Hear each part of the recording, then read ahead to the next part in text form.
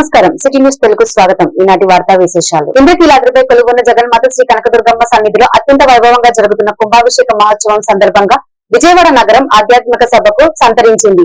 ఈ మహోత్సవాలను పురస్కరించి కంచి కామకోటి పీఠాధిపతి జగద్గురు శ్రీ శ్రీ శ్రీ శంకర విజయేంద్ర సరస్వతి శంకరాచార్య స్వామి వారు ఈ రోజు క్షేత్రానికి విచ్చేశారు. ఇంద్రకీల అతనికి వేంచేసి ఉన్న జగద్గురులను మరియు విజయవాడ ఎంపీ కేశవ శివనాథ్ అత్యంత ఘనంగా స్వాగతం పలికారు. ఆలయ మర్యాదల ప్రకారం మంగళ వాయిద్యాలతో దుర్గమ్మ దేవస్థానం ధర్మకర్తలు మండలి రాధాకృష్ణ, కార్యనిర్వహణాధికారి వికేశే శివనాయక్, ఆలయ అర్చకులు మరియు ధర్మకర్తలు స్వామివారికి పూలమాలలు సమర్పించి భక్తి శ్రద్ధలతో స్వాగతం పలికారు.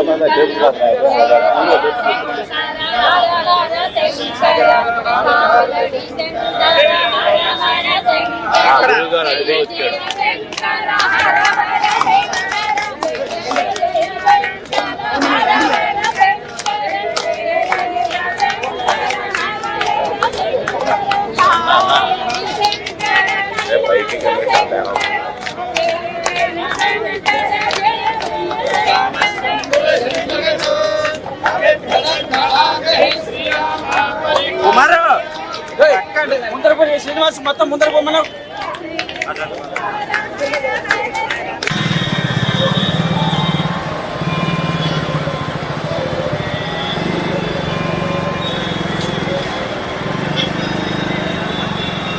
ఆపండి.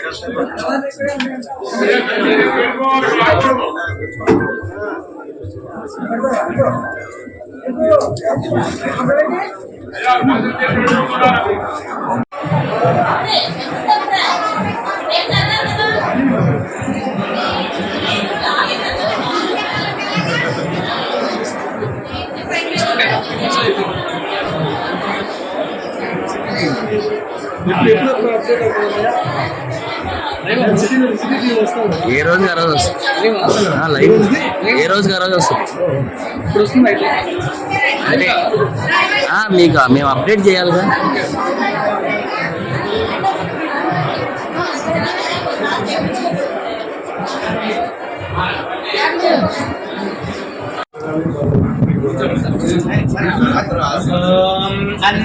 अन्वेनमेनमन्वन्वेनं देवा देवायेन मन्वन्वेनं देवाः एनं देवा देवायेनमेनं देवा बुध्यन्ते बुध्यन्ते देवायेनमेनं देवा बुध्यन्ते देवा बुध्यन्ते बुध्यन्ते देवा देवा बुध्यन्ते बुध्यन्तैः बुध्यन्ते श्रीकृष्णं वर्चस्वन्तम् अधो अधिपतिं विशाम् अस्या पृथिव्याध्यक्षम् इममिन्द्रवृषभं कृणु सर्वस्वरूपे सर्वेशे शक्तिसमन्विते भयेभ्यस्त्राहि नो देवि दुर्गे देवि नमोऽस्तुते अनुग्रह प्रसादेन राजद्वारे राजमुखे सर्वदा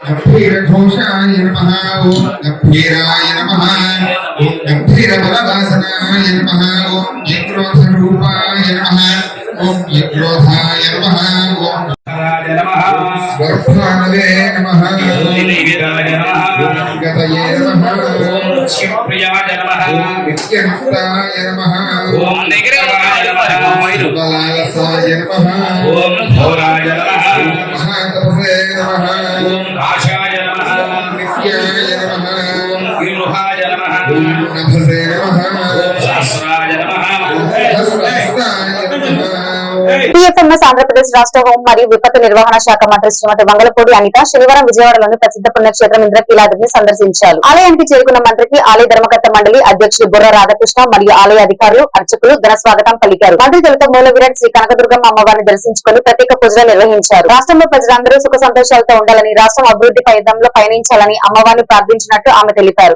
ఆలయ ప్రాంగణంలోని యాగశాల సందర్శించి అక్కడ జరుగుతున్న హోమాలను పర్యవేక్షించారు. అర్చకులు ఆమెకు వేదాశీర్వచనం అందించి అమ్మవారి తీర్థ ప్రసాదాలు మరియు శేష వస్త్రాలను అందజేశారు. దర్శనాంతరం మంత్రి మీడియాతో మాట్లాడుతూ ఇంద్రకీలాద్రిపై వచ్చే భక్తులకు ఎటువంటి ఇబ్బందులు కలగకుండా ప్రభుత్వం అన్ని చర్యలు తీసుకుంటుందని, ముఖ్యంగా భద్రతా పరంగా పటిష్టమైన ఏర్పాట్లు చేస్తామని పేర్కొన్నారు.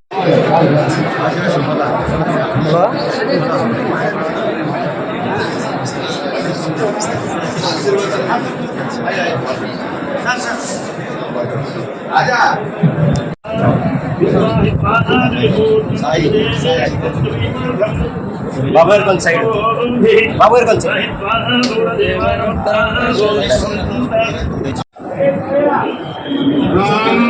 ప్రియే భక్తిని భక్తాక్షే భక్మాలయే భక్మదాయ దాక్షే విశ్వప్రియే విష్ణుమహాకూలే దుర్గామయ సన్నిధత్తా యాసా భక్తాసనస్తా విలకటలే భక్తాయ దాక్షే అందిరా వకాలే విష్ణువర్ణవితా లక్ష్మీ దివ్యే గజేంద్రే మణికటకజనే స్వాగతాయ మకుంగే నిత్యం సాపుణ్యాస్తామో సకృతే సర్వమాంగళ్యయుక్తా మంగళి మహాలక్ష్మీ మహాలక్ష్మీ స్వరూప కనకదుర్గాంబికాస్తు ఉన్నత అధికారి యొక్క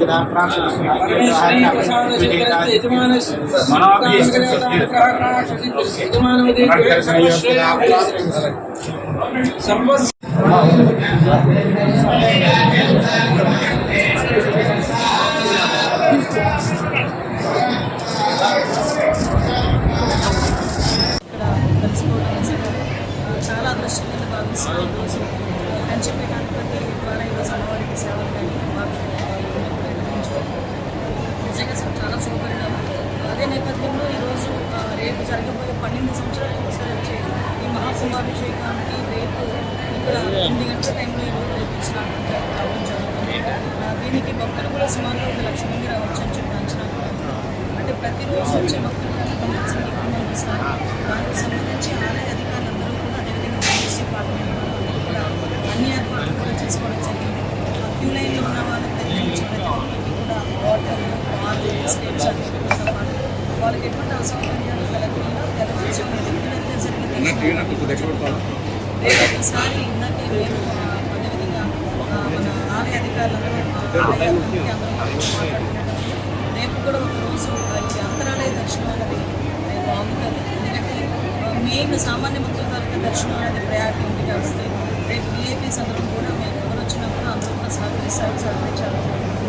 రేపు ఎటువంటి ఆటంకాలు ఈజీగా 12 సంవత్సరాలు వచ్చే మహాకుంభాభిషేకాన్ని ఈజీగా పూర్తవ్వాలని పూర్తి చేసుకుంటానికి అమ్మవారికి ఆశిస్తూ అమ్మవారికి బ్లెస్సింగ్స్ ఇవ్వాలని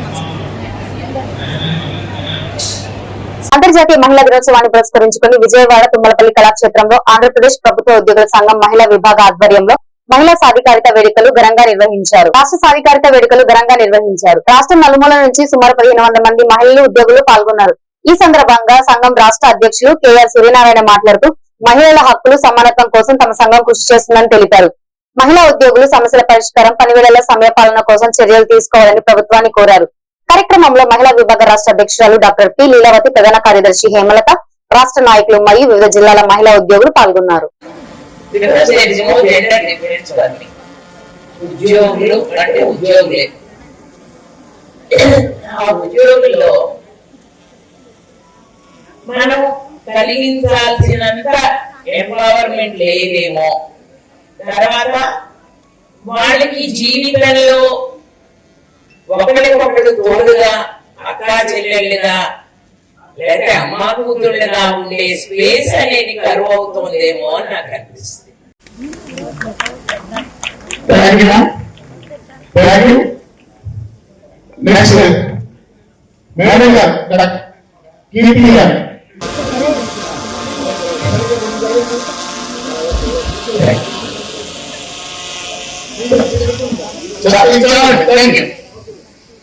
Multiple combinations are in the level.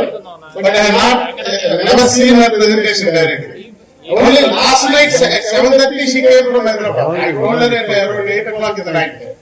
It is not well prepared. రాత్రి 7:30కి వచ్చింది ఆమె ఇంటికి. చెప్పాను ఇలా నీ పేరు పెట్టాను వచ్చి చేయాలని. సడన్ గా అడిగినప్పుడు వచ్చింది.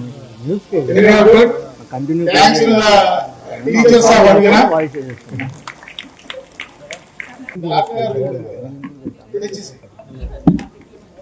Actually, ఈ presentation ఈ సెషన్ అయిపోతుంది అనుకున్నాం. ప్రసంగించి మనకి ఎంపవర్మెంట్ గురించిన మరింత అవగాహన మనకు కలిగిస్తారని, ఇప్పుడు మనం అనుభవిస్తున్నటువంటి ఎంపవర్మెంట్ లో ఉండేటువంటి లోపాలను కూడా సరిచేస్తారని నేను భావిస్తూ మేడం గారికి మైక్ ఇస్తున్నాను. మొట్టమొదటిసారి ఆంధ్రప్రదేశ్ ప్రభుత్వ ఉద్యోగుల సంఘం నేతృత్వంలో మేము అంతర్జాతీయ మహిళా దినోత్సవ కార్యక్రమం నిర్వహిస్తున్నాం. వాస్తవంగా నేను వాణిజ్య పనుల శాఖ ఉద్యోగ సంఘానికి 36 ఏళ్ళు బట్టి నాయకుడు ఉన్నా, 15 ఏళ్ళు బట్టి ప్రభుత్వ ఉద్యోగ సంఘ నాయకుడు ఉన్నా, ఏనాడు నా నేతృత్వంలో పనిచేసే ఏ ఉద్యోగ సంఘం పక్షాన ఈ అంతర్జాతీయ మహిళా దినోత్సవం అయితే మేము నిర్వహించలేదు. దానికి అనేక కారణాలు, మాకు మా సంస్థకి సరైన ఆర్థిక స్తోమత లేదా ఆదాయ మార్గాలు లేకపోవడం వల్ల. అయితే ఇప్పుడు ఎందుకు మొదటిసారి చేస్తున్నామంటే, ఈ రాష్ట్రంలో గడిచిన దాదాపు 2 దశాబ్దాల పైచీలకు అంతర్జాతీయ మహిళా దినోత్సవం అనేటువంటి జరిపి ప్రపంచవ్యాప్తంగా దేన్నైతే ఏ స్ఫూర్తినైతే స్ప్రెడ్ చేయాలని అధికారికంగా 1977లో యునైటెడ్ నేషన్స్ తీర్మానం చేసిందో, ఒక అధికారిక తీర్మానం, దానికి ఆ ఉమెన్ ఎంపవర్మెంట్ కోసం తీర్మానం చేసి ప్రతి సంవత్సరం ఒక స్పెషల్ థీమ్ని, ఒక ప్రత్యేకమైన థీమ్ని యునైటెడ్ నేషన్స్ ఇస్తూ, ఆ ప్రకారం ఆ మహిళలు సాధికారత విషయంలో కానీ, వారి ప్రమోషన్ విషయంలో కానీ, వారికి రావాల్సినటువంటి హక్కులు, రైట్స్, జస్టిస్, యాక్షన్స్ కేవలం మాటలకి పరిమితం కాకుండా ఆ రైట్స్ అన్ని, హక్కులు అనేవన్నీ కూడా న్యాయం జరగాలంటే యాక్షన్స్ గా జరగాలి, అది కూడా యాక్సిలరేటెడ్ గా జరగాలనేటువంటిది ఈ సంవత్సరం ఇచ్చిన థీమ్. దురదృష్టవశాత్తు మీరు చూస్తే ఈ రాష్ట్రంలో మా ఉద్యోగ సంఘాల వ్యవస్థ కావచ్చు, కొన్ని నాన్ గవర్నమెంట్ ఆర్గనైజేషన్స్ కావచ్చు, ప్రభుత్వ సంస్థలు కూడా ఈ అంతర్జాతీయ యునైటెడ్ నేషన్స్ రిజల్యూషన్ 132 సభ్య దేశాలు అందరూ కూడా అదే విధానాన్ని పాటించవలసినటువంటి ఆబ్లిగేషన్ ఉన్న విషయాన్ని కూడా మర్చిపోయి, ఉమెన్స్ డే అంటే లెమన్ అండ్ స్పూన్ ఆట, మ్యూజికల్ చైర్ ఆడించి దానికి వాళ్ళకి కప్పులు ప్రైజులు ఇస్తానికి గెస్టులను పిలిచి ఉపన్యాసాలు చెప్పించేటువంటి పరిస్థితికి ఈ రాష్ట్రంలో తీసుకొచ్చారు. ఉండి ఆ ఈవెంట్ కూడా కవర్ చేసి దాన్ని మిక్సప్ చేసి, దయచేసి దీన్ని ఒక వినూత్న కార్యక్రమం ఇంతవరకు ఈ రాష్ట్రంలో ఏ ఉద్యోగ సంఘం ఇలాగా చేయలేదు. మీరు చూస్తే వాళ్ళ ఈ రోజు కూడా కొన్ని ఉద్యోగ సంఘాలు చేస్తూ ఉన్నాయి. ఇది దాదాపు 1500 మంది మహిళా ప్రతినిధులు ఈ రోజు ఇక్కడికి వివిధ జిల్లాల నుంచి ఉద్యోగులు, అధికారులు దాటారు. ఇది అయితే నాకు బాధ కలిగించే మరో అంశం ఏంటంటే, నేను చీఫ్ సెక్రటరీ గారు అందుబాటులో లేరు, వారి దృష్టి కూడా తీసుకువెళ్ళారు. మేము ఈ మహిళా దినోత్సవం పాటించేదానికి, ఇందులో భాగస్వామి అయ్యేదానికి ప్రభుత్వంలో ఉన్న అధికారులు కూడా, నేను ఇవాళ మిగతా ఉద్యోగులు డిమాండ్లు కార్యాచరణ గురించి మాట్లాడిన కానీ కేవలం ఒక్క విషయం మాత్రం మీ మీడియా ద్వారా ప్రభుత్వ పెద్దల దృష్టికి వెళ్ళాలని నేను కోరుకుంటా ఉన్నా.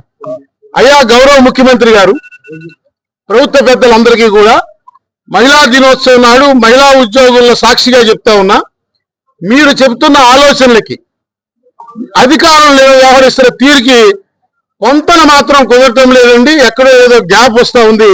ఇది సరి చేయాల్సినటువంటి అవసరం ఉందని మీకు మనవి చేస్తా ఉన్నా. ఎంతసేపు ఓ పక్కేమో 2047 విజన్ డాక్యుమెంట్ అని భవిష్యత్తులోకి వెళ్ళడం గురించి మీరు ఆలోచనలు ఆవిష్కరిస్తా ఉన్నారు, మరో పక్క ఇక్ష్వాకుల కాలం నాటి ఆలోచనల్ని అధికారులు క్షేత్రస్థాయిలో అమలు చేస్తూ ఉన్నారు. ఆధునిక యుగంలో 2047 భవిష్యత్తులోకి వెళ్దామని మీరంటారు, 1857 నాటి పరిస్థితుల్లోకి అధికారులు తీసుకెళ్తా ఉన్నటువంటి పరిస్థితులు ఉన్నాయి. ఉదాహరణకి దీన్నే చెప్తా ఉన్నాను. ప్రభుత్వం 2010లోనే 2010 సంవత్సరంలో ఆంధ్రప్రదేశ్ ప్రభుత్వం ఒక విధాన నిర్ణయంగా అంతర్జాతీయ మహిళా దినోత్సవం రోజు మహిళా ఉద్యోగులకి ప్రత్యేక సెలవును మంజూరు చేసింది. It is not one time measure, it is for ever.